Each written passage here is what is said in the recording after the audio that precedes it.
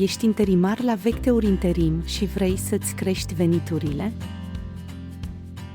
Recomandă pe cineva cunoscut și câștigă 150 de euro brut. Cum funcționează? Completează formularul cu datele tale și cele ale persoanei recomandate și înmânează-le coordonatorului de teren.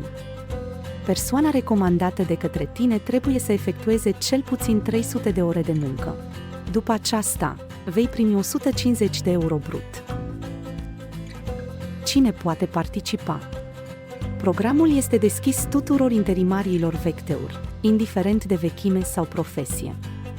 Poți recomanda oricâte persoane dorești. Cu cât recomanzi mai multe, cu atât câștigi mai mult.